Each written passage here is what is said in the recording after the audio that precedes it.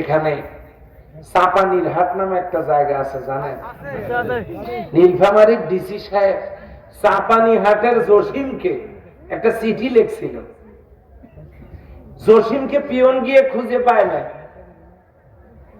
এখন জসিমের বাড়ির সামনে একটা দোকান, ওই দোকানে চিঠিটা দিয়ে পিয়ন চলে গেছে যে জসিম ভাই আসলে একটু চিঠিটা দেন। রাত 11টার সময়, এই ছেলেরা, আশ্চর্য ব্যাপার,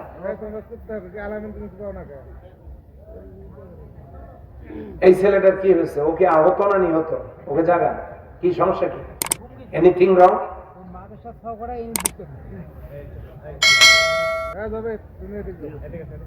আচ্ছা, জসিম তাকে বলছে, ভাই এই যে আপনার একটা চিঠি, পিয়ন আসছিল, আপনাকে পায় না, আমাকে দিয়ে গেছে, তো আপনার সাথে দেখা হয়নি, নিয়ে যান। তখন রাত 11টা। বাড়িতে গিয়ে চিঠি খুলে দেখে সর্বনাশ, চিঠি লেখা ইংরেজিতে। এখন জসিম তার স্ত্রীকে বলছে, নইমের মা, ডিসি সাহেবের চিঠি ইংরেজিতে লেখা, আমি তো ইংরেজি পড়া জানি না। এখন আমার জমিগুলো নিলামে দিল, বাড়ি ঘর গেল না, মেয়েকে বিয়ে করতে চাইলো, ঘটনাটা কি কিছুই বুঝতেছি না। তাই ইংরেজি জানা মানুষ তো পাশের গ্রামে, তো এখন এত রাত্রি গিয়ে সেও ঘুমাইলো কিনা ডিস্টার্ব না করি, বারবার রাত্রিবেলা জেগে জেগে ওঠে। নইমের মা, ঘুম তো আসতেছে না, ডিসির চিঠি, না জানি কি গেল, নাকি মামলা হলো, কি হইলো, নাকি গ্রেফতারি পরোয়ানা, ঘটনাটা কি? কোন রকম সকালবেলা ঘুম থেকে উঠেই দৌড় পাশের গ্রামে ইংরেজি পড়া মানুষের কাছে গিয়ে, ভাই ডিসি সাহেবের চিঠি, আমার একটু তেলাওয়াত তরজমা করে শোনা। ইংরেজি জানা লোকটা পড়ে বলতেছে, না এটা কিছু না, এটা হলো চিঠি আপনাকে দিছে, আপনি যদি ওই মৎস্য খামার, মাছের খামার করার জন্য লোন চান, তাহলে ডিসি আপনাকে দিবে।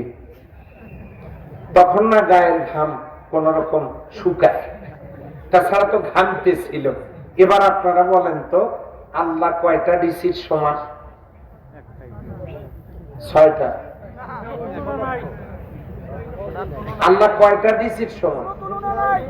হ্যাঁ, ডিসির ডিসি, মহা ডিসি, বিশ্ব ডিসি, তাম পৃথিবীর ডিসিদের স্রষ্টা কে? সেই আল্লাহ ইংরেজি দিয়ে নয়, আরবি দিয়ে একটা SMS, আরবি দিয়ে একটা চিঠি আমাদেরকে দিয়েছেন। সব মুসলিম মায়ের সন্তানের বাড়িতেই এই চিঠি আছে। ডিসি সাহেবের চিঠি পাইলে যত পেরেশানি, আমার আল্লাহর চিঠিটা যে আমাদের ঘরে, এটা নিয়ে কি আমাদের অত পেরেশানি আছে? আর এই না থাকার কারণে মুশরিক ডিসি কে গুরুত্ব দিয়েছে, আল্লাহকে গুরুত্ব দেয় নাই। আর এই মুশরিকদের ব্যাপারে দলিল শোনেন, ইন্না শিরকা লা যুলমুন আযীম, যারা শিরিক করলো এটা মস্ত বড় জুলুম। ওয়া ইউশরিক বিল্লাহ, যে আল্লাহর সাথে শিরিক করলো, ফাকাদ হারামাল্লাহু আলাইহিল জান্নাহ, তার জন্য আল্লাহর জান্নাত হারাম। তাহলে আমরা ডিসির চিঠিকে গুরুত্ব দিলাম, আল্লাহর পাঠানো চিঠিকে গুরুত্ব দিলাম না, অথচ সবার বাড়িতে পড়ে আছে।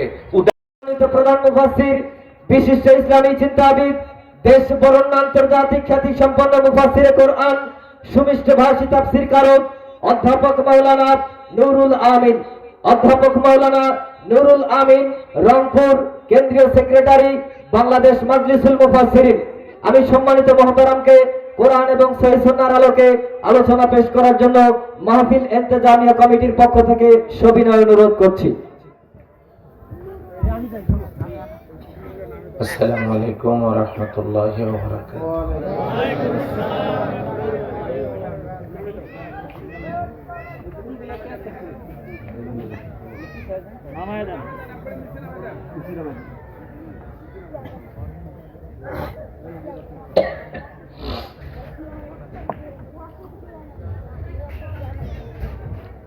সালাম দিচ্ছি, জবাব দেন।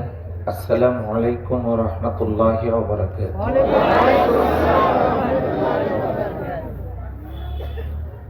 أعوذ بالله من الشيطان الرجيم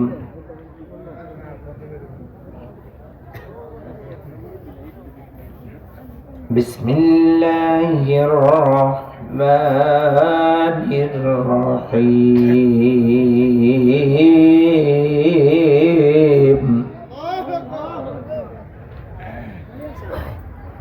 الذين يستمعون القول فيتبعون أحسنه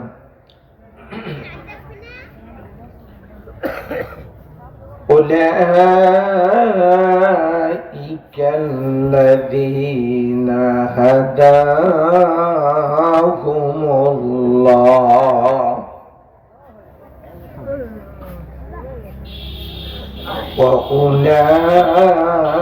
وأولئك هم أولو الألباب آمنت بالله. عن أنس رضي الله تعالى عنه قال قال رسول الله صلى الله عليه وسلم إن لله أهلين من الناس قالوا من هم يا رسول الله قال أهل القرآن أهله الله وخاصته رواه ابن وزا أو كما قال عليه الصلاة والسلام. اللهم صل على محمد وعلى آل محمد كما صليت على إبراهيم وعلى آل إبراهيم إنك حميد مجيد. اللهم بارك على محمد وعلى آل محمد كما باركت على إبراهيم وعلى آل إبراهيم إنك حميد مجيد. الحمد لله. হযরত আবু বকর সিদ্দিক রাদিয়াল্লাহু তাআলা আনহু তার নামে প্রতিষ্ঠিত হাফিজিয়া মাদ্রাসা ও এতিমখানা হাফেজ ছাত্রদের সম্মাননা সনদ প্রদান উপলক্ষে আয়োজিত অষ্টম বার্ষিক তাফসীরুল কোরআন মাহফিলের সুযোগ্য সভাপতি, প্রধান অতিথির প্রতিনিধি, প্রধান পৃষ্ঠপোষক, সম্মানিত অতিথিবৃন্দ, আমন্ত্রিত অতিথিবৃন্দ, সম্মানিত উলামা হযরতদের মধ্য থেকে এখানে বক্তব্য পেশ করেছেন জনাব কারি হযরত মাওলানা আশরাফুজ্জামান আল আজাদি সাতক্ষীরা, সম্মানিত উলামা ইকরাম, মুরব্বিয়ান ইকরাম, যুবক ভাইয়েরা, পর্দার অন্তরালের মা ও বোনেরা, আমি সকলকে সাথে নিয়ে মনিবের দরবারে কালিমাতুশ শুকর আদা করছি। সবাই পড়ছি আলহামদুলিল্লাহ। রব্বানা লাকাল হামদ হামদান কাসীরান তাইয়্যিবান মুবারাকান ফীহি। সম্মানিত ভাই ও বোনেরা, যারা উঠে চলে গেলেন এবং পিছনে দাঁড়িয়ে থাকা যে ভদ্রলোকেরা মাঠ ত্যাগ করেছেন, শুনুন। وقال الرسول يا ربي إن قومي اتخذوا هذا القرآن مهجورا। কিয়ামতের ময়দানে ওই লোকগুলোর বিরুদ্ধে আল্লাহর হাবিব সাল্লাল্লাহু আলাইহি ওয়াসাল্লাম আল্লাহর দরবারে মামলা দায়ের করবেন। কেন করবেন শুনুন। বাজারে যারা আড্ডা দিচ্ছেন শুনুন। মাহফিলের ময়দান যারা ত্যাগ করেছেন, ভাগ্য ভালো চান তো ফিরে আসুন। কোরআনের আয়াত, অকালার রাসূল ইয়া রাব্বি, কিয়ামতের ময়দানে রাসূল বলবেন, হে আমার রব, ইন্না কওমি, আমার উম্মতের মধ্যে ওই লোকগুলো, ইত্তাখাযু হাযাল কোরআন মাহজুরা, তারা আপনার এই কালামকে তামাশা হিসাবে গ্রহণ করেছিল। বাড়িতে কোরআন ছিল, খোলে নাই, পড়ে নাই, বোঝে নাই, মানে নাই। তাফসীর মাহফিলে চলছিল, যায় নাই, বসে নাই, শোনে নাই, থাকে নাই। ইত্তাখাযু হাযাল কোরআন মাহজুরা, এরাই তারা যারা কোরআনকে তামাশা মনে করেছিল। তাফসীর মাহফিল চলছিল, রাস্তায় আড্ডা দিয়েছে। তাফসীর মাহফিল চলছিল, দোকানে ঘোরাফেরা করেছে, প্রতিদিন বাজার করে, মার্কেট করে।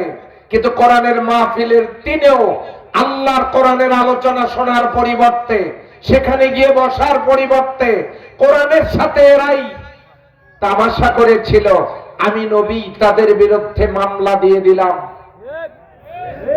ইত্তাখাযু হাযাল কোরআন মাহজুরা, এরাই কিতাবের সাথে তামাশা করেছিল। সেদিন কোন উকিল, এমন কোন আইনজীবী নেই আপনাকে আল্লাহর দরবার থেকে কেউ ছাড় করায় নিতে পারে। সুতরাং এই মাহফিল বছরে একদিনই, আপনি সেদিনেও বাজারে আড্ডা দিবেন। আপনাকে নিয়েই তো আজকে কোরআনের আয়াত পাঠ করেছি আমি তাফসীর করার জন্য। যারা দোকানদারি করছেন, রাস্তায় ঘুরছেন, তাদের নিয়েই তো আলোচনা করব। আজকে কোরআনের আয়াত খুলেছি, সেই আয়াতই তেলাওয়াত করেছি। এখন সম্ভব হলে আসুন, না হলে প্রস্তুত থাকুন কিয়ামতের ময়দানে বিশ্বনবীর মামলা খাওয়ার জন্য। আপনারা যারা এখন আমার সামনে বসা, আমি বেশিক্ষণ কথা বলবো না। আমি যখন মাহফিল শেষ করি তখন আপনারা আমাকে মঞ্চে তুলেছেন, মঞ্চে তুলেও আমাকে 50 মিনিট বসায় রেখেছেন। সুতরাং বেশি সময় আমি পাবো না, আলোচনা করব না। যতক্ষণ করব ততক্ষণ কারা কারা থাকবেন শুধু তারা হাত তুলবেন, যারা থাকবেন না তারা আস্তে করে যেতে পারবেন, কোনো অসুবিধা নেই। যারা থাকবেন শুধু তারা হাত তুলবেন। জি, আল্লাহ কবুল করুন বলে আমিন। পৃথিবীর কোন লোক কি আপনাদেরকে তুলে নিয়ে যেতে পারবে?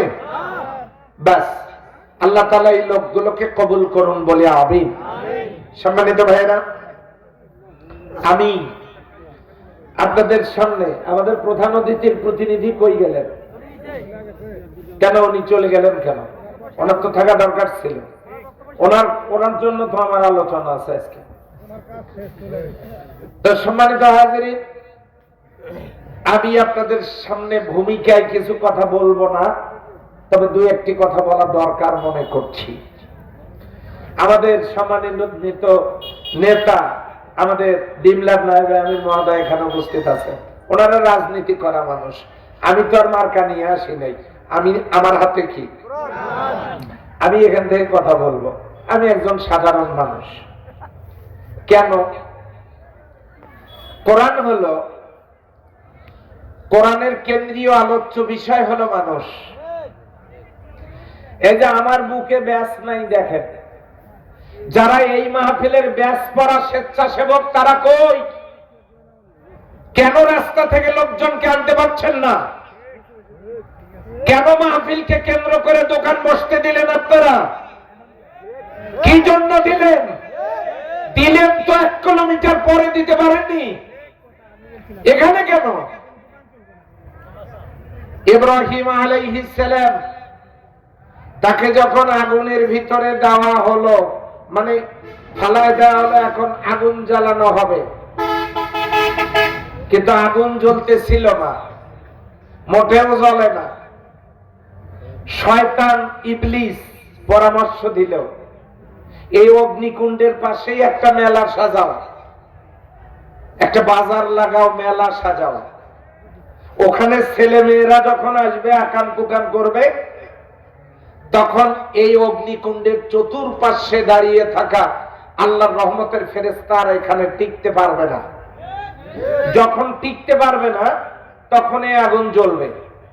শয়তানের পরামর্শে ইব্রাহিম আলাইহিস সালামের সেই নমরুদের অগ্নিকুণ্ডের চতুর্পাশে ওরা ওখানে মেলা লাগালো। ছেলেমেয়েরা সেখানে, যুবক যুবতীরা গেল। জেনাবে বিচারী পাপাচার যখন সেখানে শুরু হলো, আল্লাহর রহমতের ফেরেশতারা আর ওখানে টিকতে পারলেন না। তারা যখন ওখান থেকে বিদায় নিয়ে চলে গেল, আগুন জ্বলে উঠলো একবারে দাউ দাউ করে। যখন আগুন জ্বলে উঠলো, আল্লাহ তাআলা আগুনকে বললেন, ইয়া নারু কুনি বারদাম ওয়া সালামান আলা ইব্রাহিম, হে আগুন, আমার বন্ধু খলিলের জন্য তুমি আরামদায়ক হয়ে যাও। আল্লাহ তাআলার রহমে সেই অগ্নিকুণ্ড আরামদায়ক হয়ে গেল ইব্রাহিম আলাইহিস সালামের জন্য। বলেন সুবহানাল্লাহ। কিন্তু আগুন যাতে জ্বলে এই জন্যই সেখানে মেলার ব্যবস্থা করে দিয়েছিল মিস্টার ইবলিস ওরফে শয়তান। এই তাফসীর মাহফিল গুলো যাতে আল্লাহর দরবারে কবুল না হতে পারে, সেই জন্য আল্লাহর রহমতের ফেরেশতাদেরকে তাড়ানোর জন্য শয়তান পরামর্শ দেয়, মাহফিলের পাশেই একটা মেলা লাগাও,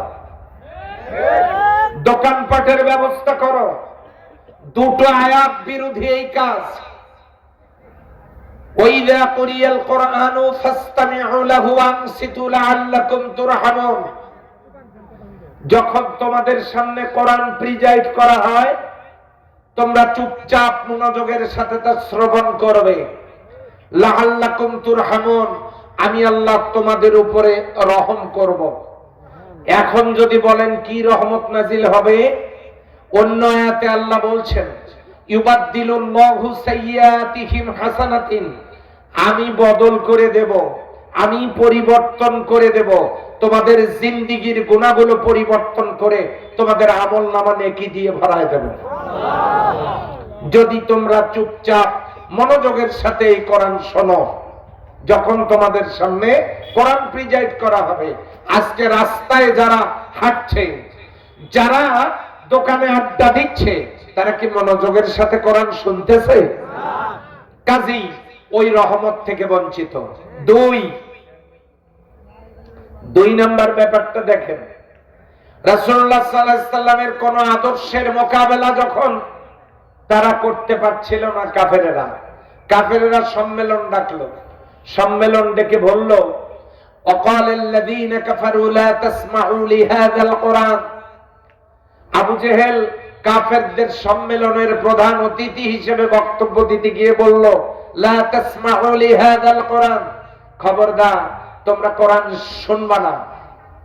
ওয়ালগাউ ফীহি, সেখানে হট্টগোল করো, সেখানে জ্ঞানজাম করো, সেখানে 144 ধারা জারি করো, সেখানে ডিস্টার্ব করো, সেখানে বাধা প্রদান করো, অথবা একটা দোকান লাগায় কিছু শ্রোতাকে আটকায় রাখো। লা তাসমাউ লিহাযাল কুরআন, কোরআন শুনবা না। ওয়ালগাউ ফীহি, ওখানে ডিস্টার্ব করো। লাআল্লাকুম তাগলিবুন, তাহলে তোমরা তোমাদের ক্ষমতাকে, তোমাদের পাওয়ারকে তোমরা ওই ওদের উপরে তোমরা গালিব থাকবে, বিজয়ী থাকবে, মানে তোমরা তোমাদের ক্ষমতার চেয়ারকে পাকাপোক্ত করতে পারবা। খবরদার জাতিকে কোরআন শুনতে দিও না। এই বক্তব্য দিয়েছিল আবু জেহেল। ওই ফর্মুলা বাংলাদেশে আসলো, মাহফিলের পাশে একটা দোকান দিয়ে কিছু লোককে আটকায় রাখা, কোরআন শুনতে না দেওয়া। আর আরেক দলকে পরামর্শ দিল, 144 ধারা জারি করো, আলেমদেরকে কারাগারে দাও, কোরআনের মাহফিলে ডিস্টার্ব করো, কোরআনের কাউকে শুনতে দিও না। আস্তে করে বলেন, কথা ঠিক নয় কি? এখন এই ফর্মুলা কি চলতে দেয়া যায়? যাবে? এখন আসেন, মাহফিল কর্তৃপক্ষকে আমি বলবো, যদি এই জায়গায়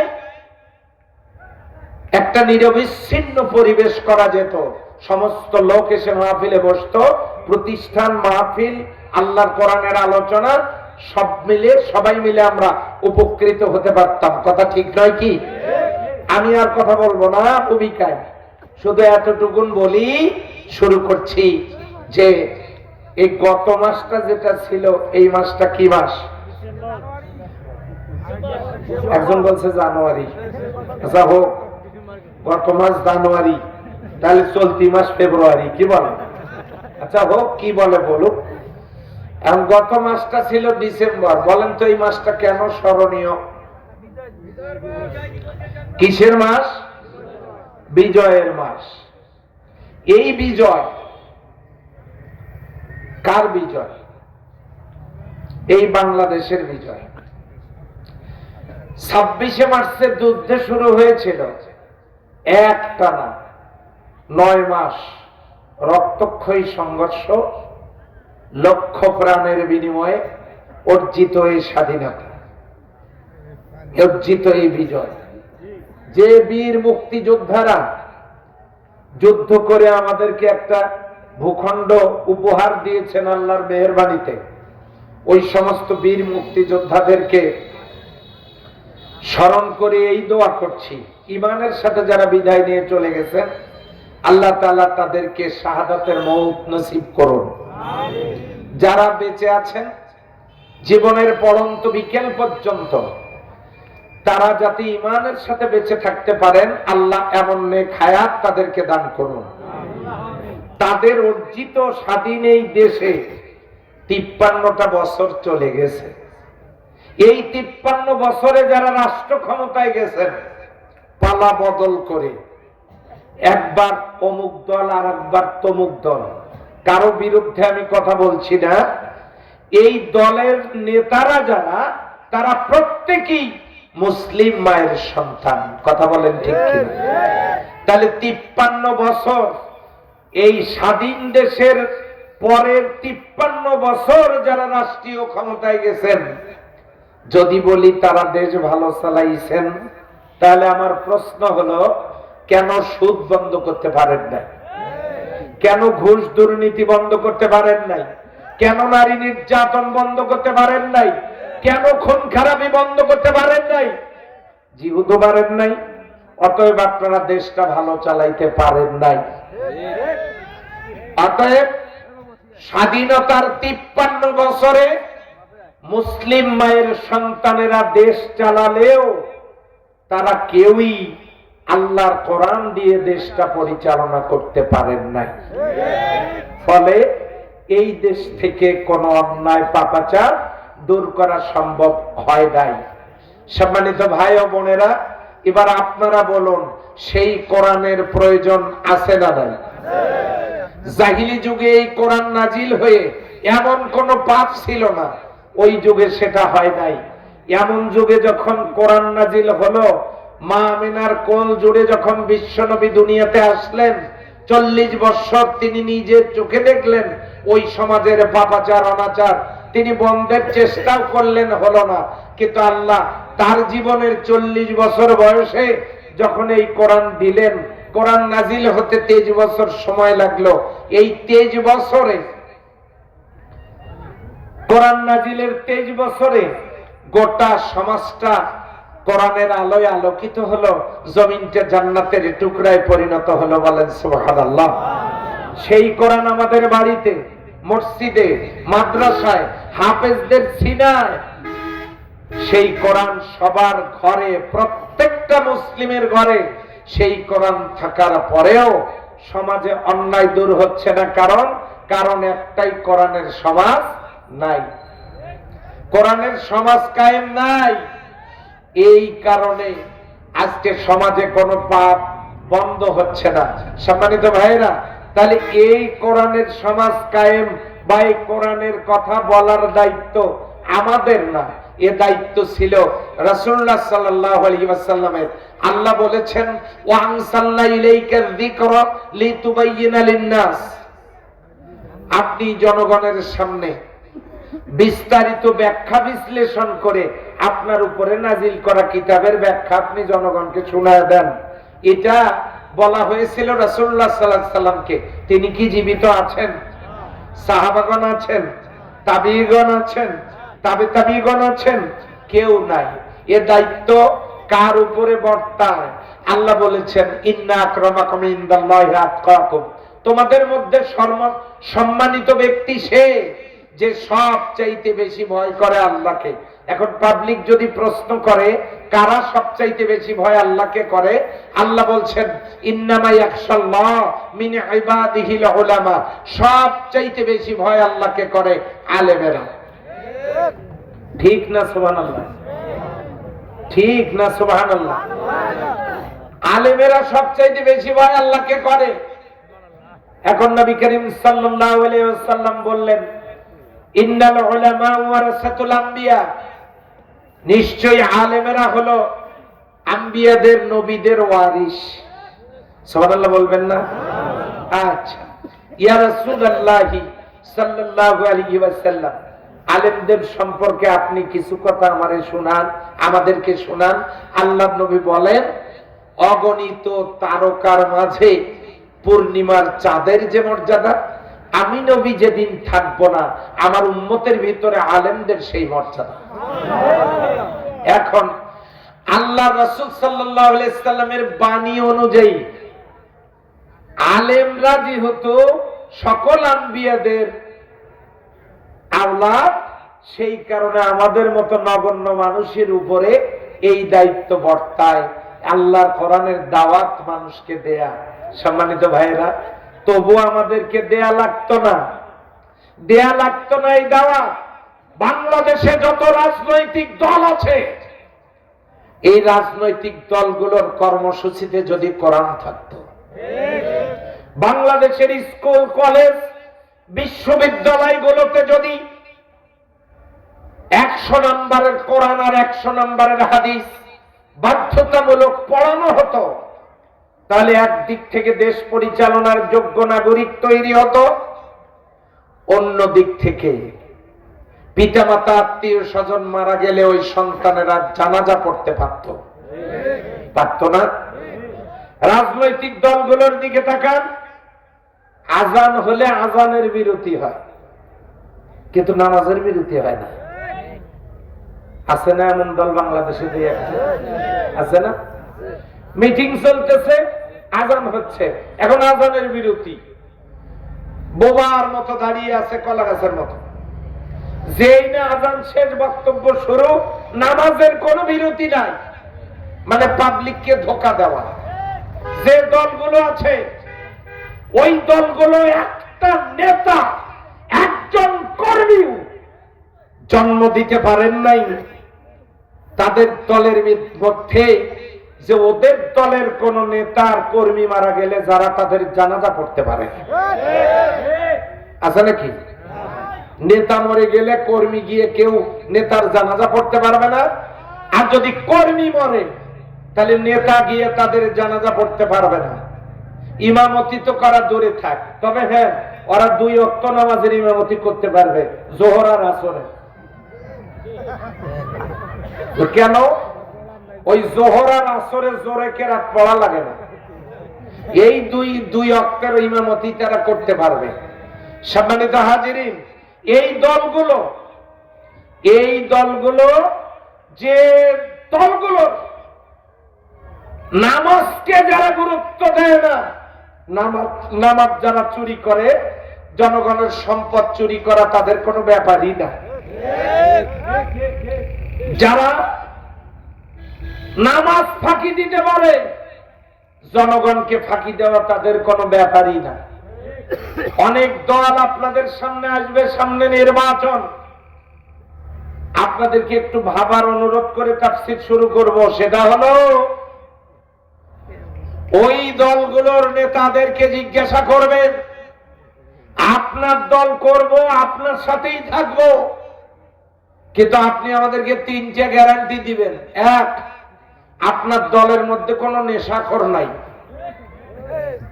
যদি গ্যারান্টি দিতে পারেন আপনার দল করব, ভোট আপনার। 2, আপনি যদি গ্যারান্টি দিতে পারেন আপনার দলের প্রত্যেকটা নেতা কর্মী নামাজি, তাহলে আপনার সাথে আছি। 3, আপনি যদি গ্যারান্টি দিতে পারেন আপনি বা আপনারা দুর্নীতি করবেন না, আর গ্যারান্টি কি দেবেন? 53 বছরে তো দেখছি কোন না কোন ভাবে তো একবার ছিলেন আপনারা। আপনারা যদি গ্যারান্টি দিতে পারেন যে আমরা দুর্নীতি করি নাই, করব না, তাহলে আপনারা তখন কেন পারেন নাই দুর্নীতি বন্ধ করতে? ক্ষমতায় তো ছিলেন। আপনারা তখন কেন পারেন নাই জেনারেল বিচারি বন্ধ করতে? তখন কেন পারেন নাই সুদ বন্ধ করতে?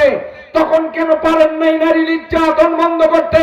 তখন কেন পারেন নাই আপনারা দুর্নীতি খুন খারাপি বন্ধ করতে? কাজে আগামী দিনে পারবেন, তার গ্যারান্টিটা কি? কথা ঠিক নয় কি? কথা ঠিক নয়? সেজন্য আমরা এখন সারা বাংলাদেশে মাহফিল করতে গিয়ে শুনতে পাচ্ছি সবাইকে দেখা শেষ, আল কোরআনের বাংলাদেশ। আল্লাহর কোরআনের সমাজ কায়েম হোক। কোন মুনাফিক হাত তুলবেন না, ঈমানওয়ালা মানুষগুলো হাত তুলুন। কারা কারা চাই? আলহামদুলিল্লাহ, আল্লাহ কবুল করুন। এই যে আপনারা চান কোরআনের সমাজ কায়েম হোক, তাদেরকে নিয়ে আমার আজকের আলোচনা। দল মত নির্বিশেষে আপনারা আমার সাথে আউযু বিল্লাহ বিসমিল্লাহ পড়তে কি অসুবিধা হবে? আমি যদি আজকের সময় অভাবে সুর না দেই, একটু টানিয়া টানিয়া আওয়াজ না করি, আপনারা কি শেষ পর্যন্ত ভাইয়েরা বোনেরা থাকবেন? আচ্ছা, আমার সাথে পড়েন। আউযু বিল্লাহি মিনাশ শাইতানির রাজিম। বিসমিল্লাহির রাহমানির রহিম। বিতাড়িত মুরতাদ শয়তান থেকে আল্লাহর দরবারে আত্মরক্ষা করছি। দয়াময় আল্লাহর নামে শুরু করছি। সূরাতুজ জুমার। কোন সূরা বলেন? আরেকবার। নবী করিম সাল্লাল্লাহু আলাইহি সাল্লামের মক্কি জীবনে এই সূরা অবতীর্ণ। মোট আয়াত 75, রুকু 8টা। সেখান থেকে একটি মাত্র আয়াত আমি আপনাদের সামনে তেলাওয়াত করেছি। আয়াতের নাম্বার 18। আওয়াজ দিয়ে বলেন আল্লাহু আকবার। কোন সূরার 18 নম্বর আয়াত? সূরা জুমারের 18 নম্বর আয়াত। কেন আমি এই আয়াত তেলাওয়াত করলাম? কারণ কি কি আছে এর মধ্যে? এখানে একটা জিনিস আছে, সেটা হলো সেরা বুদ্ধিমানকে আল্লাহ সেটা এখানে বলে দিয়েছেন। আপনারা কি বোকা থাকতে চান না বুদ্ধিমান হইতে চান? বুদ্ধিমান হইতে চান। বুদ্ধি কিন্তু এক একজনের এক এক রকম। এই যে দেখেন ফটোস্ট্যাট মেশিন আছে না, কি বুদ্ধি! এই কাগজটা দিলে এরকম আর একটা কাগজ বের করে দেয়। ভেতরে দেখেন বুদ্ধিটা কিরকম। এরপরে আপনি দেখেন বুদ্ধি, মুরগির বুদ্ধি দেখেন কিরকম। মুরগি সকালবেলা কালকে যখন ঘরের দরজা খুলে দেবেন, এরা যখন চলে যাবে, বিকেল বেলা এরা ফিরে আসে সন্ধ্যার আগে আগে মালিকের বাড়িতে। ডাইরেক্ট গিয়ে কিন্তু ওর রুমের মধ্যে ঢোকে না। কেন ঢোকে না জানেন? ও মালিকের সামনে দিয়ে ঘোরে আর আওয়াজ দেয় কুটকুট করে। মালিককে বুঝায়, ও মালিক, আমি যে এই যে 15টা বাচ্চা নিয়ে গেছিলাম, ওই কয়টা নিয়ে ফিরে আসছি না আসি নাই, গনে নাও। রুমের মধ্যে ঢুকলে তো ওখানে অন্ধকার, টের পাবা না, গনতেও পারবা না। এখনো সময় আছে, গনে নাও। কোনটা যদি বিপদে পড়ে থাকে ওটাকে উদ্ধার করো। ওই ঘরে মালিকের সামনে দিয়ে ঘরে আর বুঝায়। দেখেন বুদ্ধি কি রকম। কবুতরের বুদ্ধি দেখেন কি রকম। 50 কিলোমিটার দূরে রুজি রেজেকের সন্ধানে চলে যায়, ওকে মিস কল দেওয়া লাগে না, বাড়ি চেনানো লাগে না, SMS দেওয়া লাগে না, ঠিক সন্ধ্যার আগে মালিকের বাড়িতে হাজির। কথা ঠিক নয় কি? কি বুদ্ধি! মনে করেছেন এই ভিক্ষুক গুলার বুদ্ধি নাই? বুদ্ধি নাই। এক ভিক্ষুককে পিরিসে করে 1 পিরিস লাচ্ছার সময় গেটে গিয়ে বলছে যে বাবা চারটে ভিক্ষা দেয়। বাড়ির ভিতর থেকে একেবারে 1 পিরিচ লাচ্ছা সময় এনে ভিক্ষুককে দিয়েছে, নেন খান। যে বাচ্চাটা দিয়েছে তাকে ভিক্ষুক ডেকে বলতেছে, বাবা তোমার নাম কি? এই লাচ্ছার সময় কে দিয়েছে? যে আমার আম্মু। তুমি ভালো, তোমার আম্মু ভালো, তোমার বাবাও ভালো। আচ্ছা বলো তো বাবা, এই লাচ্ছার সময়ের মধ্যে কুকুরে মুখ দিছে নাকি বিড়ালে? ছোট বাচ্চা বুঝতে পারে নাই, সে বলছে যে এটাতে বিড়ালে মুখ দিছে। আম্মু বলল যে ওটা বিড়ালে মুখ দিছে, তুই খাইস না, ফকির আসছে তাকে দিয়া। দেখেন কি কায়দা করে, কি কায়দা করে বের করে নিল। ফকিরের চিন্তা হলো চাইছি ভিক্ষা, এতগুলো লাচ্ছার সময় কেন? ভিতরে তো রহস্য থাকতে পারে, রহস্য কেমনে উদ্ঘাটন করলো। বুদ্ধি দেখেন কিরকম, বলেন ফকিরেরও বুদ্ধি আছে না নাই? তো আপনি যেভাবেই চিন্তা করেন, প্রত্যেকটারই কম বেশি বুদ্ধি আছে। আমাদের রাজনৈতিক দলের নেতাদের বুদ্ধি কি কম আছে মনে করছেন আপনারা? সে বিশাল বুদ্ধি ভাই, আমি কারো সমালোচনা করব না। এই জন্য বুদ্ধি কম বেশি সবারই আছে, কিন্তু এগুলো একটাও স্বীকৃতি পায় নাই। আল্লাহর কাছে সেরা বুদ্ধিমানকে, এই কথাটা আল্লাহ এই আয়াতে জানাই দিয়েছেন। আওয়াজ দিয়ে বলেন সুবহানাল্লাহ। সেই সূরা জুমারের 58 নম্বর আয়াতে আল্লাহ কি বললেন দেখেন, আল্লাযীনা ইয়াসতামিউনাল কওল, আল্লাযীনা যে বা যারা, ইয়াসতামিউনা শ্রবণ করতেছে, মুজারের সিগা হওয়ার কারণে শ্রবণ করতেছে এবং ভবিষ্যতে করবে, এখন করতেছে ভবিষ্যতে যারা করবে। আল্লাযীনা ইয়াসতামিউনাল কওল, এই কথাগুলো, আমি যে কথাগুলো আপনাদেরকে বলতেছি, আল্লাহ যে কথাগুলো আপনাদেরকে বলেছেন, রাসূল সাল্লাল্লাহু আলাইহি সাল্লাম যে কথাগুলো আপনাদেরকে বলেছেন, এই ছেলে, না না ওই ছেলেটাকে বলছি, মুরব্বী তো নিম্ন চাপও থাকতে পারে, সেটা বলছি। আমি কি শেষ করে দেব? আল্লাযীনা ইয়াসতামিউনাল কওল, যে বা যারা কথাগুলো শুনতেছে এবং ভবিষ্যতে শুনবে, ফায়াত্তাবিউনা আহসানা, এই কথাগুলোর মধ্যে যে কথাগুলো উত্তম কথা, সেই কথাগুলো যারা ইত্তেবা করবে, মান্য করবে, পালন করবে, আমল করবে, উলাইকা, আল্লাহ বলছেন উলাইকা, ওয়া মানে আর, উলাইকা এটা আসমাই ইশারা, ইশারা মানে ইঙ্গিত। আল্লাহ তাআলা দেখায় দিচ্ছেন ওই লোকগুলোই যারা কথাগুলো শুনতেছে, এর মধ্যে যে ভালো কথাগুলো, এইটার যারা ইত্তেবা করবে, মান্য করবে, অনুসরণ করবে, অনুকরণ করবে, উলাইকা ওই লোকগুলো, হুম উলুল আলবাব, এরা শুধু জ্ঞানী না, এরা মহাজ্ঞানী। আর বুদ্ধিমান কারা হয়? জ্ঞানীরা না নির্বোধেরা? সবাই বলে না, জ্ঞানীরা।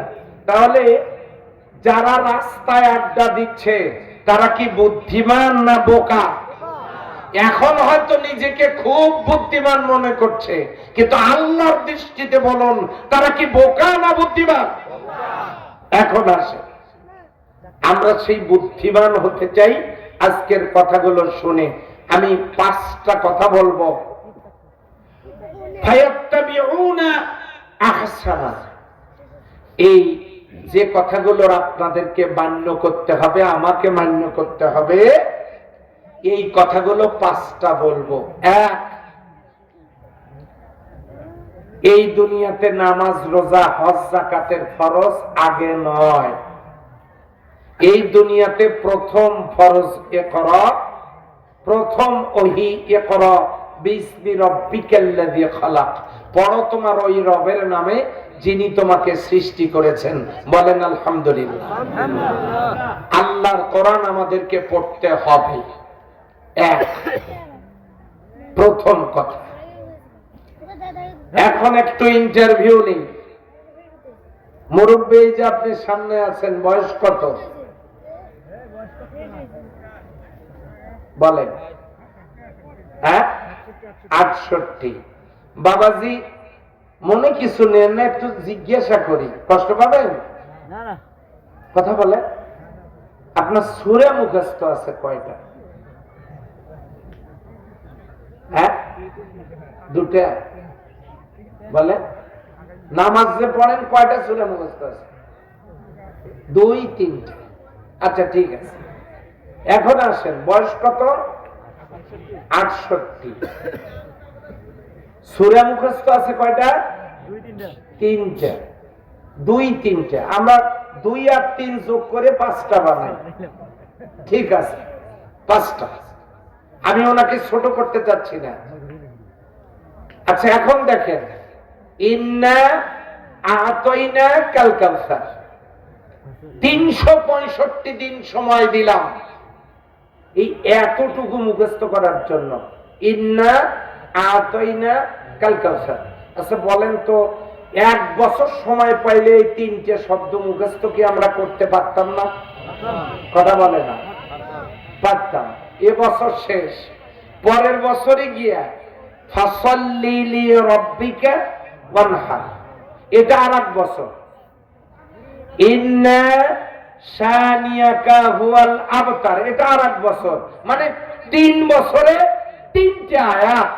উনি যদি 68 বছরে 68টা আয়াত মুখস্থ করতেন, পারতেন কিনা?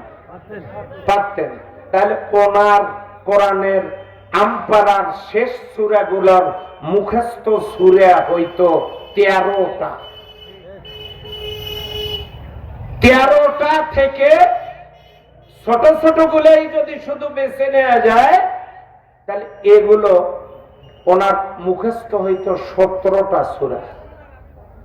যদি উনি এই বছরে একটা করে আয়াত মুখস্থ করতেন, 68 বছরে ওনার কমপক্ষে 15টা সূরা মুখস্থ হইতো। 68 বছরে ওনার সূরা মুখস্থ আছে 2 থেকে 3টা। সম্মানিত ভাইয়েরা, আমি ওনাকে লজ্জা দেওয়ার জন্য বলছি না, এরকম অবস্থা আমাদের ভিতরেও আছে না? নাই? আছে। তাহলে ইকরা বিসমি রাব্বিকাল্লাযী খালাক, পড়ো তোমার ওই রবের নামে যিনি তোমাকে সৃষ্টি করেছেন। জাতি যদি কোরআন জানতো, তাহলে মাথার উপরে নেতারা কাঁঠাল ভেঙ্গে মানুষের তৈরি করা মতাদর্শের জন্য ভোট চাওয়ার সাহস পেত না। কথা বলে ঠিক কিনা? আমরা কোরআন থেকে দূরে, কোরআন পড়ি না। এই জন্য 1 নম্বরের কাজ হলো কোরআন পড়তে হবে। হয় কেন? হুজ্জাতুল্লাকা ওয়া আলাইকা, কোরআন আপনার আমার জন্য দলিল। আজকে রাত্রে যদি সিদ্ধান্ত নেন, এই যে সামনে রমজান আসতেছে, মাত্র 18 ঘন্টা, সরি মাত্র 24 ঘন্টা সময় লাগে একেবারে বিশুদ্ধ কোরআন শিখতে। আলিফ বা তাসা থেকে মাত্র 24 ঘন্টায় কোরআন শেখানো যায়। আমি মুহতারাম নায়েবে আমিরকে অনুরোধ করব, তালিমুল কোরআনের মাধ্যমে আপনারা এই উদ্যোগ গ্রহণ করেন, দেখবেন মাত্র 24 ঘন্টাতে কোরআন শেখানো সম্ভব। এই নিয়ত যদি আপনি করেন, আর আজকে রাত্রে যদি মারা যায়, কেউ যদি মারা যায়, কালকে এরকম সময় আপনি আমি কবরে, ফেরেশতারা আসবে মুনকির নকির, কবরে ঢোকার জন্য চেষ্টা করবে। কবর থেকে আওয়াজ আসবে, লা তাদখুলা, লা তাদখুলা, লা তাদখুলা। মুনকির নকির বলবে, কে বাধা দিচ্ছ? আমরা আল্লাহর পক্ষ থেকে দায়িত্ব পালনকৃত ফেরেশতা, আমরা এই কবরে ঢুকবো, তার সাথে আমাদের কিছু বোঝাপড়া আছে, প্রশ্ন উত্তর আছে, তুমি বাধা দিচ্ছ কেন? মান আনতা, কে তুমি? সঙ্গে সঙ্গে কোরআন আকৃতি নিয়ে দাঁড়ায় যাবে। কোরআন বলবে, আমি কোরআন। তুমি এখানে কেন? কোরআনের জবান খুলে যাবে। কোরআন বলবে, এই লোকটাই গতকালকে হযরত আবু বকর সিদ্দিক রাদিয়াল্লাহু তাআলা আনহু মাদ্রাসার তাফসীর মাহফিলে গিয়ে সিদ্ধান্ত নিয়ে এসেছে সে কোরআন শিখবেই, কোরআন পড়বেই। লোকটার হায়াতে কুলায় নাই, লোকটা মারা গেছে এখন কবরে। লোকটার সাথে আমি এসেছি এই জন্য লোকটার ঘুমে আমি ডিস্টার্ব করতে দিব না। কতদিন ঘুমাবে শুনুন। অনুফিকা ফিস সূরি ফাতাতুনা ফুয়াজা, ইসরাফিল আলাইহিস সালাম হাসরের ময়দানে লোকজনগুলোকে দাঁড় করানো আল্লাহর ওয়ার্ডারে যে সিংহায় ফুৎকার দিবেন, তখন লোকটা কবর থেকে উঠে দাঁড়াবে, এতক্ষণ শুধু ঘুমাবে। হুজ্জাতুল লাকা ওয়া আলাইকা, কোরআন আপনার আমার জন্য দলিল। কোরআন যদি পক্ষে দলিল দেয় লোকটা জান্নাতি, কোরআন যদি বিপক্ষে দলিল দেয় লোকটা জাহান্নামী। সম্মানিত ভাইরা, কোরআন আমাদের পক্ষে দলিল দেখ, কোরআন আমাদের পক্ষে সাক্ষী দেখ, এটা কি আমরা চাই? যদি চাই, নাম্বার 1 কজ, প্রথম কারণ হলো আমাদেরকে কোরআন পড়তেই হবে। এই যে আপনাদের এখানে চাপানির হাট নামে একটা জায়গা আছে জানেন?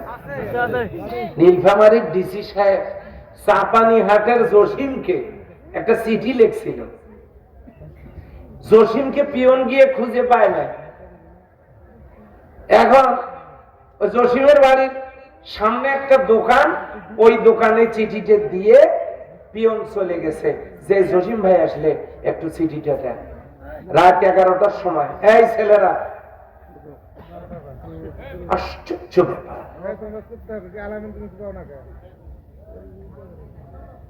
এই ছেলেটার কি হয়েছে? ওকে আহত না নিহত? ওকে জাগা, কি সমস্যা, কি এনিথিং রং?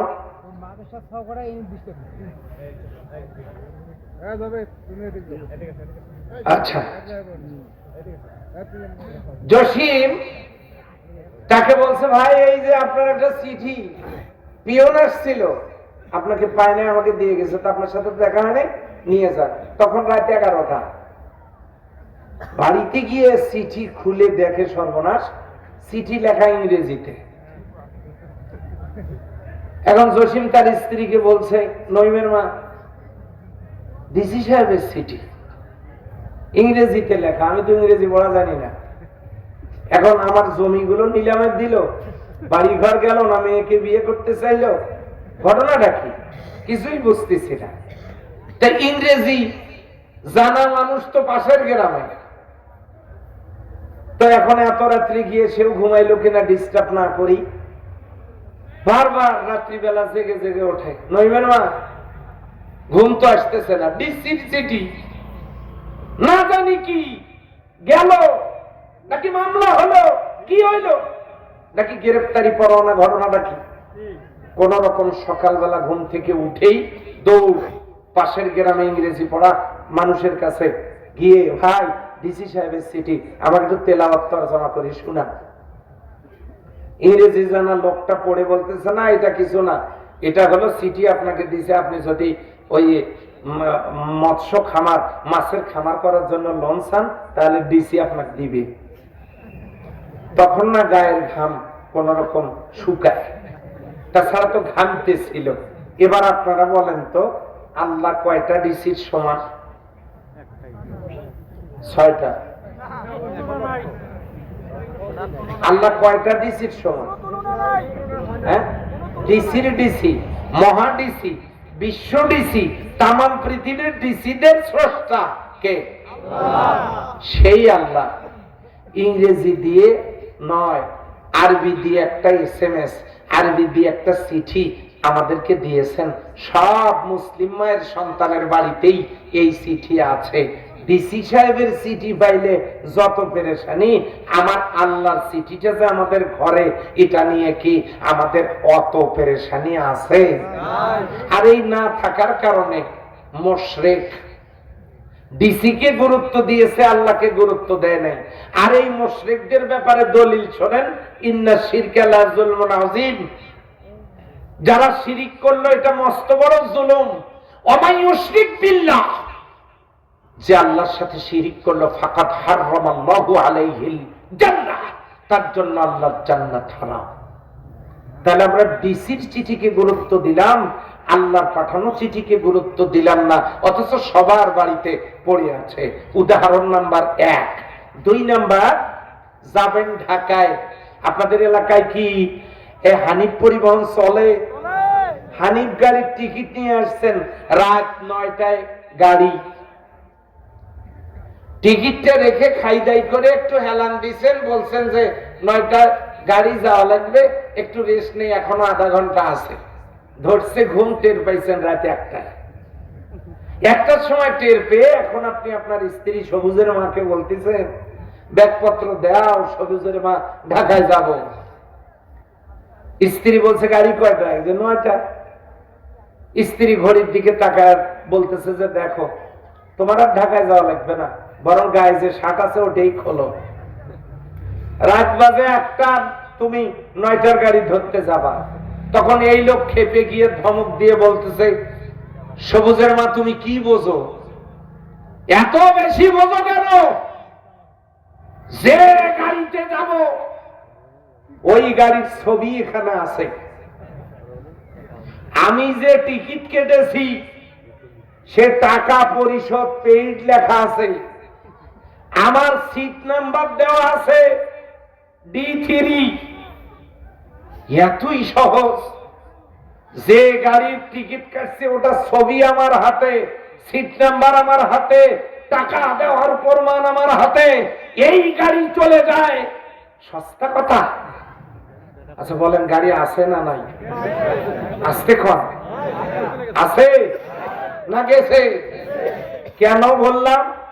টিকিট কেটে ঘুমায়া পড়লে গাড়ি যেমন থাকে না, চলে যায়, ঠিক তেমনি আল্লাহর কোরআন হলো জান্নাতে যাওয়ার টিকিট।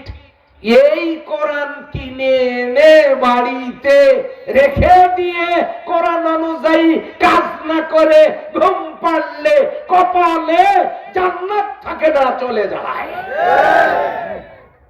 টিকিট কেটে ঘুম আসলে যেমন গাড়ি থাকে না, চলে যায়, কোরআন হলো জান্নাতের টিকিট। কিনে এনে ঘরে রেখে কোরআনের পথে কাজ না করলে কপালে জান্নাত থাকে না, চলে যায়। এই জন্য কোরআনকে নিজের পক্ষের দলিল বানাবার প্রথম কাজ কোরআন পড়া।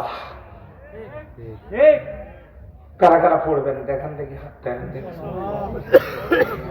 অনেকে হাত সোজা করে নেয়, ভেতরের মতলব তো ভালো। জি, হাত নামান। পড়তে পারেন না, শিখবেন। কোরআন, কোরআন সহজ। ও স্কুল কলেজের ছাত্ররা শোনো, তোমরা ফিজিক্স পড়েছো, বায়োলজি পড়েছো, ম্যাথমেটিক্স পড়েছো, সোশিওলজি পড়েছো, বাংলা পড়েছো, ইংরেজি পড়েছো, তোমরা অঙ্ক কষেছো, এত মেধা তোমাদের, এত পারো তোমরা, পরীক্ষা দিয়ে পাস করতে পারো। যিনি স্রষ্টা তার কালামটা তোমরা পড়তে পারলে না। অতএব সিদ্ধান্ত নাও, তোমরা যদি জাতির জন্য জগত্তল পাথরকে সরায়া তোমরা এই কোরআন শোনার পরিবেশ তৈরি করে দিতে পারো, তোমরা আরেকবার একটু চেষ্টা করে কোরআনটা পড়া শেখো না কেন? শেখো। পৃথিবীতে ত্রিপিটকের হাফেজ নাই, বাইবেলের হাফেজ নাই, গীতার কোন হাফেজ নাই, মহাভারতের হাফেজ নাই, রামায়ণের হাফেজ নাই, তামাম পৃথিবীতে কোন ধর্মীয় গ্রন্থের কোন হাফেজ নাই। অথচ আল্লাহর কোরআনের হাফেজ তামাম দুনিয়ায় 6 কোটির উপরে।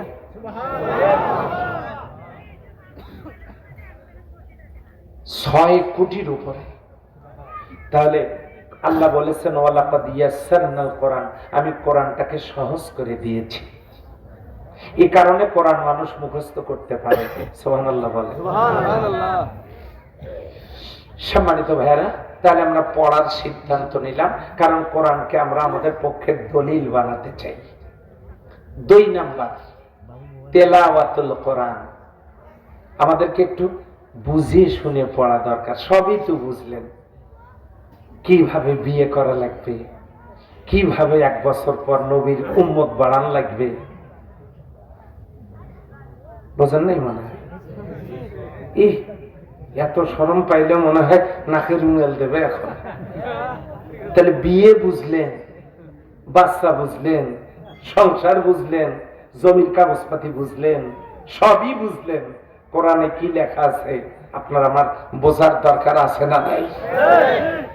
আপনি জমির দলিল, তার দাগ নাম্বার, খতিয়ান নাম্বার, 40-62 রেকর্ড সব বুঝে তারপরে আপনি স্বাক্ষর করেন কোন দাগ তুলতে কোন দাগ তুললো, এত কিছু বোঝেন আপনি, অথচ আপনি আল্লাহর কোরআন বোঝেন না। আল্লাহ রাব্বুল আলামিন বলেন, قل هل يستوي الذين يعلمون والذين لا يعلمون। ওগো নবী, আপনি জিজ্ঞাসা করেন যারা জানে আর যারা জানে না তারা কি সমান? বলেন সমান? সমান না। আপনারা দল করেন, রাজনীতি করেন, সূরা ফাতিহা সহিহ যুদ্ধ পড়তে পারেন না, আপনি কিসের দল করেন? আপনাকে তো সিদ্ধ ডিমের ব্যবসা করা দরকার।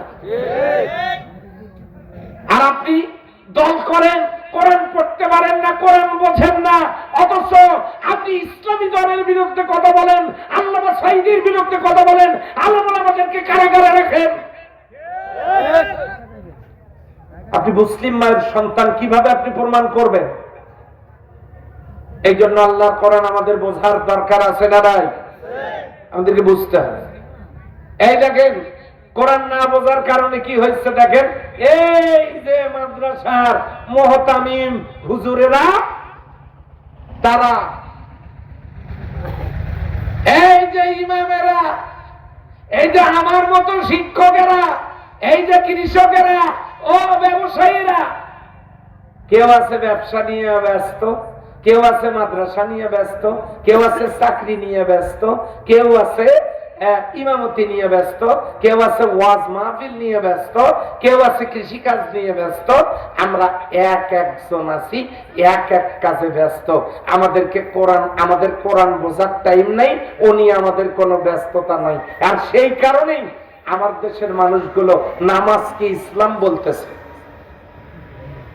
আমার দেশের মানুষগুলো রোজাকে ইসলাম বলতেছে, আমার দেশের মানুষগুলো হজকে ইসলাম বলতেছে, যাকাতকে ইসলাম বলতেছে, পোশাককে ইসলাম বলতেছে। সম্মানিত ভাইরা, আমি, আমার নাম কি বলতে পারবেন? কি নাম? নুরুল আমিন। আমার পা দুটো কেটে কেউ যদি আলাদা কোনো জায়গায় ফেলায় দেয়, বডিটা যদি আর একখানে ফেলায় দেয়, কল্লাটা যদি আর একখানে ফেলায় দেয়, হাত দুইটা যদি আর একখানে ছুড়ে মারে, তাহলে আপনারা বলেন তো নুরুল আমিন কোথায়? হ্যাঁ, নাই, অস্তিত্ব নাই। আবার পা গুলো, বডিটা, হাতগুলো, কল্লাটা এনে একখানে জয়েন্ট দিয়ে রাখেন, এবারে নুরুল আমিনের অস্তিত্ব আছে না নাই? হ্যাঁ, এটা বুঝাতে চেয়েছি এই জন্য যে নামাজ ইসলামের একটা অঙ্গ, রোজা একটা অঙ্গ, হজ একটা অঙ্গ, যাকাত একটা অঙ্গ। পরিপূর্ণ ইসলাম কোনটা? পরিপূর্ণ ইসলাম হলো আল্লাহর জমিনে এই কোরআনের আইন চালু করা। এটা না বোঝার কারণেই নেতারা মঞ্চে দাঁড়িয়ে বক্তব্য দিতে গিয়ে বলে যে ভাইরা আমার, কে কি পারেন করেন, অন্তত 5 ওয়াক্ত নামাজটা পড়েন। ওনার দৃষ্টিতে মদ খেয়ে গাছে ধাক্কা দিয়ে বলা যাবে ভাইজান সাইডটা, ওনার দৃষ্টিতে সুদ খাওয়া যাবে, ওনার দৃষ্টিতে নারী নির্যাতন করা যাবে, ওনার দৃষ্টিতে যৌতুক নেওয়া যাবে, ওনার দৃষ্টিতে মানুষ খুন করা যাবে, ওনার দৃষ্টিতে আলেম ওলামাকে জেলে রাখা যাবে। আর আপনি নামাজটা পড়েন। তার মানে এই ঘটনা বোঝাতে গিয়ে দ্বিতীয় উদাহরণ হলো, এক লোকের আশা বাচ্চাদেরকে বড় মাছ খাওয়াবে, কিনতে পারে না, বাজারে বড় মাছ কাটিয়ে কাটিয়ে বিক্রি করা হয় কিনা, কয়েকটা চাকা, কয়েকটা ঠুয়া, কয়েকটা পিস, কয়েকটা টুকরা বাজার থেকে ওজন দিয়ে উনি এক পোয়াখানে 250 গ্রাম 250 নিয়ে আসছে, নিয়ে এসে বাড়িতে, বা 500 গ্রাম নিয়ে আসছে, আধা কেজি নিয়ে আসছে বাড়িতে ওই মাছ। বাচ্চারা জিজ্ঞাসা করছে, আব্বু এগুলো কি? মাছ। আরো একদিন কিনে নিয়ে আসছে, এগুলো কি? মাছ। আরো একদিন কিনে নিয়ে গেছে, এগুলো কি? মাছ। পরের দিনে এরপরে যেটা নিয়ে গেছে, এই বড় একটা বোয়াল মাছ কিনে নিয়ে গেছে। ছেলেরা জিজ্ঞাসা করছে, আব্বু এটা কি? বলছে মাছ। এত মিথ্যা কথা বলো কেন? আব্বু তুমি এত মিথ্যা কথা বলো কেন? কেন তুমি এর আগে এই যে নিয়ে আসলে না, এই এতটুক করে করে যে চাকাগুলো পিসগুলো এই টুকরা গুলা যে তুমি আনলা, তুমি সেদিনও বললে এগুলা মাছ, আজকে এত বড় একটা কিনে নিয়ে আসছো সেটাও বললে তুমি মাছ। এবার বাবা বলতেছে যে বাবা রে, এতদিন যেটা আনছি সেটা এই মাছ গোটা আনতে পারি নাই, এই মাছের পিস কিনে নিয়ে আসছি টুকরা, আজকে গোটাটা নিয়ে আসছি। ছেলেরা বলল না, এটাকে আমরা মাছ মানতে রাজি না। মাছ মানে চাকা, মাছ মানে পিস, মাছ মানে টুকুরা, এটাই আমরা মাছ মানবো, এটা নয়। আসলে বলেন তো মাছ কোনটা, আগেরটা না পরেরটা? এই পরের গোটাটা হলো অরিজিনাল মাছ, হলো মাছের পিস। তাহলে আমাদের দেশের মানুষদেরকে বোঝানো হচ্ছে নামাজটা ইসলাম, রোজাটা ইসলাম, নামাজের টুকরাই ইসলাম, রোজার টুকরাই ইসলাম, হজের টুকরাই ইসলাম, যাকাতের টুকরাই ইসলাম, পোশাকের টুকরাই ইসলাম, জিকিরের টুকরাই ইসলাম, এইটা হলো ইসলাম। আর আল্লামা সাইদি সাহেব যখন বললেন Islam is the complete code of life, ইসলাম হলো পূর্ণাঙ্গ, পরিপূর্ণতা, গোটাটা,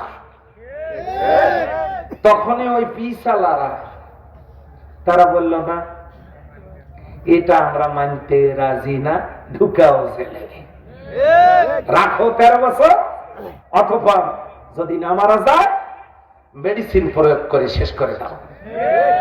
কথা ঠিক নাকি? তাহলে আমরা কি পিস খাবো না গোটাটা? সম্মানিত ভাইরা, সেই গোটাটা হলো কোরআন, এটা আমাদেরকে বুঝতে হবে। 3 নাম্বার, আল্লাহর কোরআনকে যদি আমাদের সপক্ষের দলিল বানাতে চাই তাহলে আমাদেরকে কোরআন নিয়ে গবেষণা করতে হবে। আল্লাহ বলেন আফালা ইয়াতাদাব্বারুনাল কুরআন, কোরআন নিয়ে গবেষণা করতে হবে। কি সেই গবেষণা? ও আল্লাহর বান্দা বান্দিরা, গবেষণাটা কি নিয়ে করব একটু লক্ষ্য করেন। এটা এমন একটা কিতাব, পৃথিবীর কেউ এর সূরা তো দূরে থাক, একটা আয়াত কোরআনের আয়াতের মতো করে কেউ রচনা করতে পারে নাই। বলেন সুবহানাল্লাহ। সেই জামানায় ইমরুল কায়েস মস্ত বড় কবি ভাই, এই কবিটাকে কবি ইমরুল কায়েসকে হত্যা করার জন্য নিয়ে গেল, কিডন্যাপ করে নিয়ে গেল, এখন মেরে ফেলবে। মরুভূমিতে নিয়ে গেছে, গর্ত খুঁড়েছে, এখন মারবে ইমরুল কায়েসকে। মৃত্যুবরণ করবে ইমরুল কায়েস। তাকে জিজ্ঞাসা করলো, শোনো তুমি তো কবি মানুষ, আমাদের শত্রু, তোমাকে আমরা হত্যা করব, সেই জন্য আমরা তোমাকে এখানে নিয়ে এসেছি। তোমার তো আর বেঁচে থাকার স্বপ্ন সাধ লাভ, এগুলো করে লাভ নাই, তুমি তো মারাই যাবা, তোমার কোনো আশা আকাঙ্ক্ষা আর কিছু আছে কিনা বলো। তখন ইমরুল কায়েস বললেন, ভাই জানোই তো আমি কবি মানুষ, আমার একটু কবিতা লেখার অভ্যাস, তো আমার একটা কবিতার লাইন একটু তোমাদের কাছে দিতে চাই, তোমরা সময় সুযোগ হলে কখনো এই কবিতার লাইনটা, চরণটা আমার মেয়েদের কাছে তোমরা একটু নিয়ে গিয়ে দিও। সেই জামানায় ইমরুল কায়েস কত বড় কবি, আর ইমরুল কায়েসের মেয়েরা কত বড় ট্যালেন্ট লক্ষ্য করেন। এখন যেই কবিতার লাইনটা লিখলেন, ইয়া বানাতি ইমরুল কায়েস ইন্নি আবাকুমা, ইয়া বানাতি ইমরুল কায়েস ইন্নি আবাকুমা, ইয়া বানাতি ইমরুল কায়েস ইন্নি আবাকুমা, এতটুকুন শুধু লিখলেন। লেখার পরেই ইমরুল কায়েসকে তারা হত্যা করলো, করে মরুভূমিতে গর্ত খুঁড়ে ওই তারা বালুর ভিতরে তার লাশটা দাফন করলো, ওই শুকনা বালুগুলো উপর দিয়ে ছড়াই দিল। বোঝার কোনো উপায় নাই ইমরুল কায়েসের লাশ কোথায় কোথায় মেরেছে, কোনো চিহ্ন নাই, মেরে ফেললো। এখন এরা কথা দিয়েছিল যে এই কবিতার চরণটা, কবিতার লাইন দুইটা তার মেয়ের কাছে তারা পৌঁছাবে। এই দুইজন যুক্তি করলো যে এই লাইন দুইটা যদি আমরা এখন নিয়ে গিয়ে দেই তাহলে এটা নিয়ে সন্দেহের সৃষ্টি হতে পারে যে তোমরা এটা পাইলে কোথায়, তোমরা এটা কোথায় পাইলা, আমার আব্বা এখন কোথায় আছে, জিজ্ঞাসা করতে পারে না? পারে না। বহুদিন পর তারা বলছে যে আচ্ছা, যে তোমার আব্বার লেখার মতো লেখা একটা পাইলাম, কোথায় জানো, তা এই দেখো তো তোমার আব্বার লেখা এটা কিনা, ওই রকম কোনো কিছু কিনা। যেই না মেয়েরা এটা পাইছে, দুইটা মেয়ে, বড় মেয়েটা বলছে তুমি মেহমানদের সাথে কথা বলো আর তাদের একটু নাস্তা পানির ব্যবস্থা করো, আমি আসছি। এই কথা বলে ইমরুল কায়েসের বড় মেয়েটা গ্রামে গিয়ে লোকজনকে ডেকে বলছে যে আপনারা খুব দ্রুত আসেন, আমাদের বাড়িতে দুইজন লোক আসছে, তাদেরকে একটু ধরে বেঁধে ফেলেন, পরের কথা আমি বলতেছি। চতুর্দিক থেকে লোকেরা আসছে, এসে ইমরুল কায়েসের বড় মেয়ে সংবাদ দেওয়ার পর লোকেরা এসে ওই দুইজন লোককে ধরে বাঁধছে। বাঁধার পর এখন ইমরুল কায়েসের মেয়েদেরকে গ্রামবাসী জিজ্ঞাসা করছে আগন্তুক দুই মেহমানকে আপনারা বাঁধলেন কেন, ঘটনাটা কি? তখন ছোট মেয়েটা বের করে দিয়েছে যে দেখেন এই লেখাটা আমার আব্বার, আমার আব্বার খোঁজ বহুদিন থেকে নেই, তিনি নিজ হাতে লিখেছেন ইয়া বানাতি ইমরুল কায়েস ইন্নি আবাকুমা। এই কবিতার লাইন আমার আব্বা লিখেছেন। আচ্ছা, আমি একটা কবিতার লাইন লিখেছি, পরের লাইন কি লিখবো এটা কি আপনি জানবেন না আমি জানবো? বলেন তো, আমি না আপনি? আমি জানবো। ইমরুল কায়েস লিখেছে ইয়া বানাতি ইমরুল কায়েস ইন্নি আবাকুমা, হে ইমরুল কায়েসের মেয়েরা নিশ্চয়ই তোমার পিতা, নিশ্চয়ই তোমার পিতা। এখন এই কবিতার শেষ তিনি কি লিখতেন এটা ইমরুল কায়েসের মেয়েরা তারা তাদের জ্ঞান দিয়ে আবিষ্কার করলো, কাদ কতিলা ওয়া কাতিলহু লাদাইকুমা, তোমার পিতার হত্যাকারীরা এখন তোমার সামনে বসা। তারপরে যখন ধরে তাদেরকে রিমান্ডে নেওয়া হলো, তারা স্বীকার করলো আমরাই ইমরুল কায়েসকে মরুভূমিতে মেরে ফেলেছি এবং তাকে আমরা সেখানেই দাফন করেছি, আমরাই হত্যা করেছি। এরপরে তাদের দুইজনকেই হত্যা করা হলো। কত বড় বড় কবি সাহিত্যিকের জন্ম সেই সময়, সেই যুগে ছিল। লবিড কত বড় কবি ছিল, বিশ্ব কাঁপানো কবি, তাদের পক্ষে সম্ভব হয় নাই এই কোরআন একটি আয়াতের মতো আয়াত রচনা করা। সেই কোরআন আল্লাহ চ্যালেঞ্জ ছুড়ে মারলেন। আল্লাহ রাব্বুল আলামিন বলেন, আল্লাহ তাআলা কোরআনুল কারীমে জানায় দিলেন ওয়া ইন কুনতুম ফি রাইবিম মিম্মা নাযালনা আলা আবদিনা ফাআতু বিসূরাতিম মিন মিথলি ওয়াদউ শুহাদাআকুম মিন দুনিল্লাহি ইন কুনতুম সাদিকিন। আমি আমার বান্দার প্রতি যে কিতাব অবতীর্ণ করেছি এতে যদি তোমাদের কোনো সন্দেহ সংশয়ের অবকাশ থাকে তাহলে তোমরা অনুরূপ একটা সূরা রচনা করে নিয়ে আসো। তোমরা ফাইলাম তাফালু, অতীতেও পারো নাই, ওয়ালাম তাফালু, ভবিষ্যতেও পারবা না। লাম তাফালু, পারো নাই, পারবাও না। চ্যালেঞ্জ কার? সেই কোরআন আমাদের বাড়িতে। এবার একটু চিন্তা করে দেখেন তো, বিশ্ব নবী 17 ওয়াক্ত ফরজ নামাজ কাজা করে 27টা যুদ্ধের নেতৃত্ব দিয়েছেন কোরআনের সমাজ কায়েমের জন্য। বিশ্ব নবী 2 বার ফরজ রোজা, বদরের যুদ্ধের দিনে, মক্কা বিজয়ের দিনে রোজা কাজা করে তিনি যুদ্ধ পরিচালনা করেছেন কোরআনের সমাজ কায়েম করার জন্য। বিশ্বনবী মদিনায় গিয়ে ইহুদিদের সাথে জোট গঠন করেছেন কোরআনের সমাজ কায়েমের জন্য। তিনি 17 মাস পর্যন্ত কেবলা পরিবর্তন করে উত্তরের দিকে বাইতুল মাকদাসের দিকে মুখ করে নামাজ পড়েছেন কোরআনের সমাজ কায়েম করার জন্য। সম্মানিত ভাইরা, বিশ্বনবী কাফনের কাপড় পরে মিছিল করেছেন কোরআনের সমাজ কায়েম করার জন্য। সেই কোরআন আমাদের বাড়িতে আছে।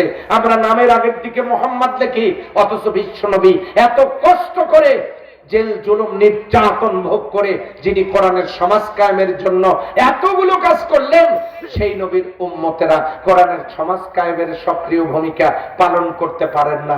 এবার আস্তে করে বলেন তো, সেই কোরআন নিয়ে আমাদের গবেষণা করার দরকার আছে না নাই?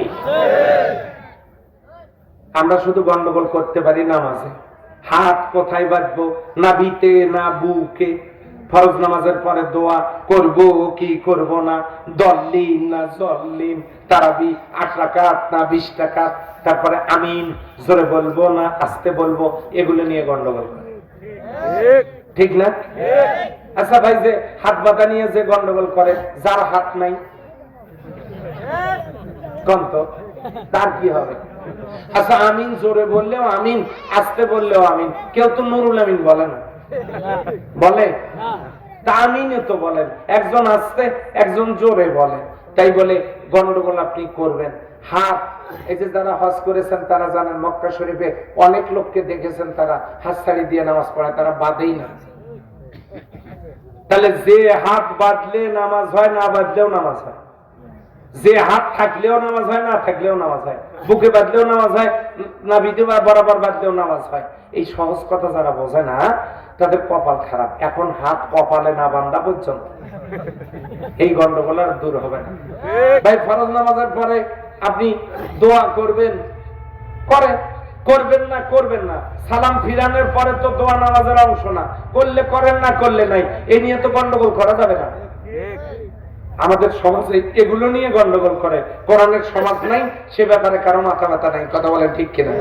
এই জন্য 3 নম্বর কোরআন নিয়ে গবেষণা করতে হবে যদি কোরআনকে পক্ষে দলিল বানাতে চান। 4 নম্বরে আমালুল কোরআন, কোরআনের আমল আমাদের করতে হবে। ইন্নাল্লাযীনা আমানু ওয়া আমিলুস সালিহাত উলাইকা হুম খায়রুল বারিয়া।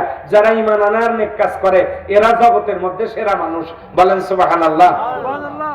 আচ্ছা, তাহলে কোরআনের আমল আমাদেরকে করতে হবে, না হলে কপাল থেকে জান্নাত ছুটে যাবে। 5 নাম্বারটা থাক, আগামী বছর বলবো ইনশাআল্লাহ, নাকি? কোরআনকে পক্ষে দলিল বানাবা 5ম নাম্বারের কর্মসূচি, সেটা হলো ইকামাতুল কোরআন।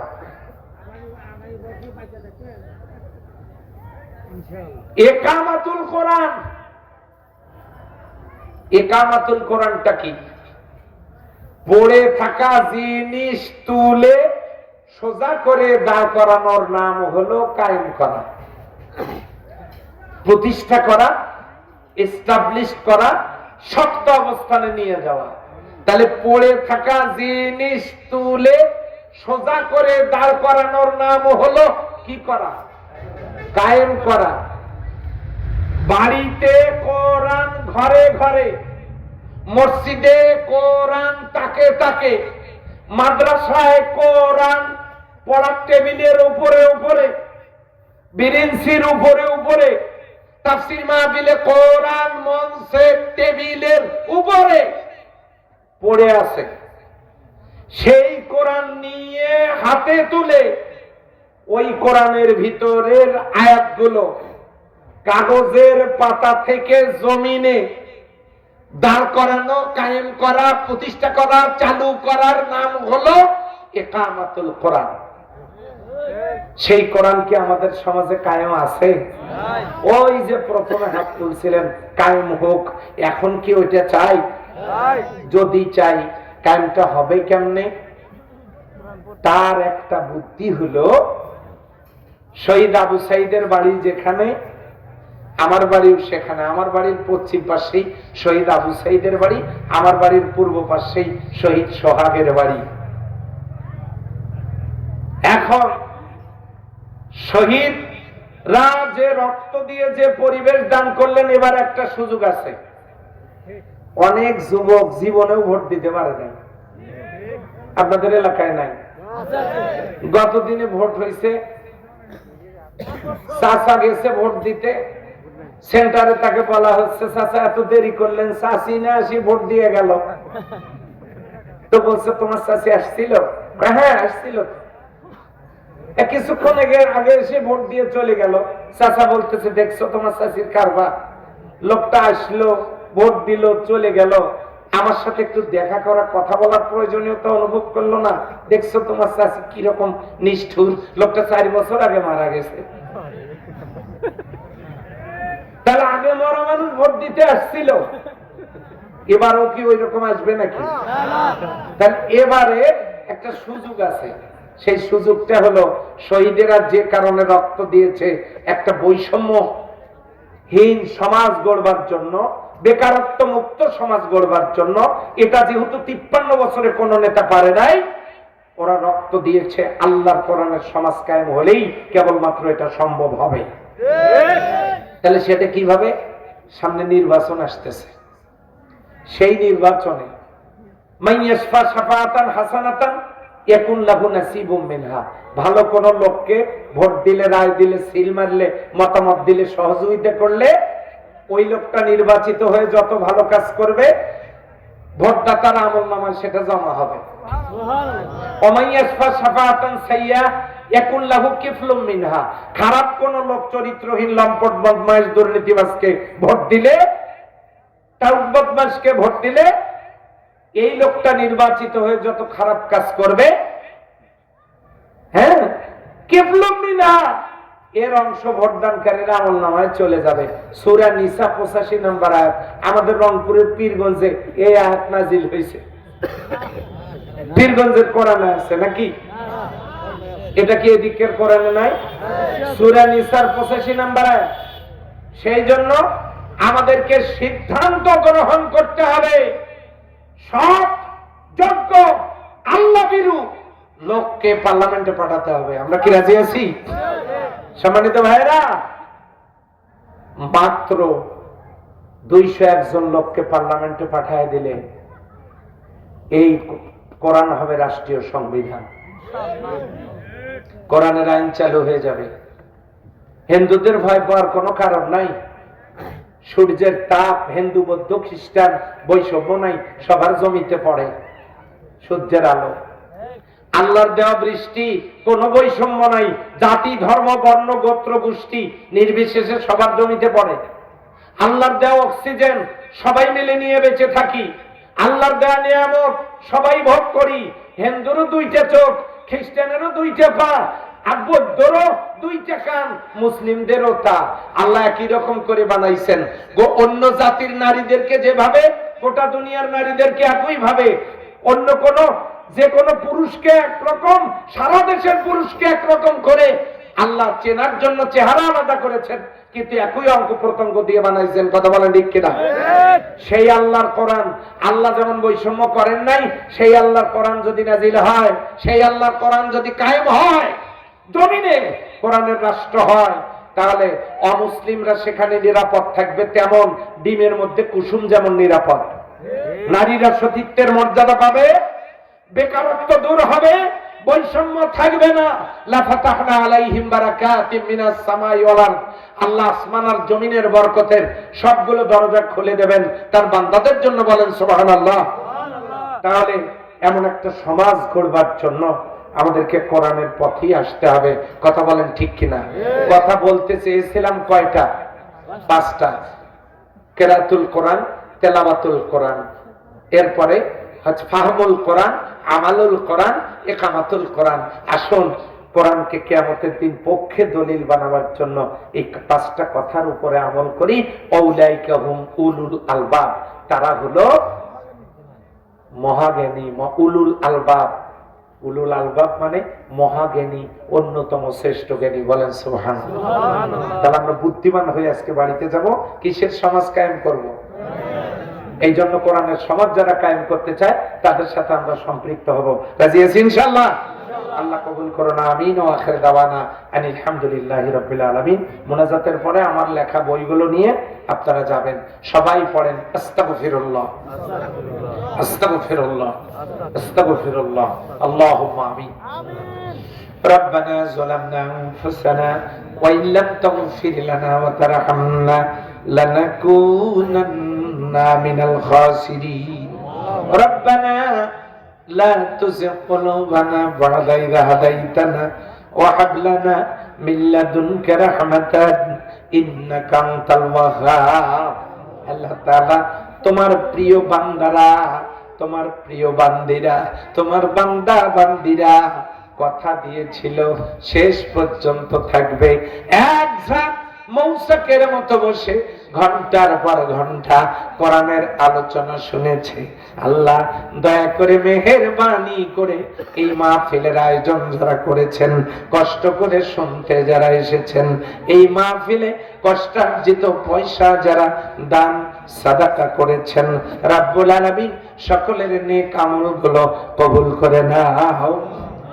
এই মাহফিলের আয়োজক কমিটি, বক্তা, শ্রোতা, প্রধান অতিথি, পৃষ্ঠপোষক, প্রধান পৃষ্ঠপোষক, আমন্ত্রিত অতিথি, যারা আমন্ত্রিত মেহমান, যারা বক্তা, শ্রোতা, আয়োজক কমিটি, নারী পুরুষ, সকলকে তোমার দরবারে নেককার বান্দাদের কাতারে শামিল করে নাও। রব্বুল আলামিন, এই মাহফিলে যত সওয়াব তুমি দান করবে, সোনার মদিনায় বিশ্বনবী সাল্লাল্লাহু আলাইহি ওয়াসাল্লামের রূহ মুবারকে পৌঁছে দাও। तमाम পৃথিবীর মাটির নিচে যত মুমিন মুমিনাত ঘুমায় রয়েছেন, যারা পরিমাণ ঈমান বুকে নিয়ে আল্লাহ দয়া করে তাদের আনোয়ার পরে এরা হাদিয়া পৌঁছে দাও। আমরা যারা হাত তুলে ধরেছি, আমাদের যাদের জনম দুঃখিনী মা এই দুনিয়ায় বেঁচে নাই, বাবা বলে ডাকার মতো যাদের কেউ নাই, বাবা মা যাদের কবরে, আল্লাহ দয়া করে কবরগুলো জান্নাতের বাগান বানায় দাও। রব্বির হামহুমা কামা রব্বায়ানি সগীরা। আল্লাহ তাআলা যাদের বাবা মা বেঁচে আছেন, খায়াতে বরকত দিয়ে দাও। পিতামাতার খেদমত করে জান্নাতের মেহমান হওয়ার তৌফিক দিয়ে দাও। আল্লাহ তাআলা আমাদের মধ্যে যারা অসুস্থ, শেফায়ে কামেলা দান করে দাও। প্রত্যেকের দিলের নেক দরখাস্ত গুলো কবুল করে নাও। পর্দার অন্তরালে যত মা বোন হাত তুলে ধরেছেন, আমার এই মা বোন গুলোর উপরে তুমি রহমতে কামেলা নাজিল করে দিয়া মা বোন গুলোর দিলের নেক মাকাসাদ পূরণ করে দাও। রব্বুল আলামিন, যে দেশের মানুষ রাত জেগে ঠান্ডা মাটির উপরে বসে কোরআন শোনে, সেই দেশের মানুষগুলোকে কোরআনের জন্য, ইসলামের জন্য কবুল আর মঞ্জুর করে নাও। আল্লাহ তাআলা तमाम পৃথিবীতে মুসলমানেরা বড় মুসিবতের ভিতরে আছে। রব্বুল আলামিন, নিপীড়িত মজলুম মুসলমান গুলোকে তুমি দয়া করে হেফাজত করো। এই দেশটাকে নিয়ে হরেক রকমের ষড়যন্ত্র করছে ষড়যন্ত্রকারীরা, সকল ষড়যন্ত্রের জাল ছিন্ন করে আমার দেশের স্বাধীনতা, সার্বভৌমত্বকে তুমি কিয়ামত পর্যন্ত কবুল আর মঞ্জুর করে নাও।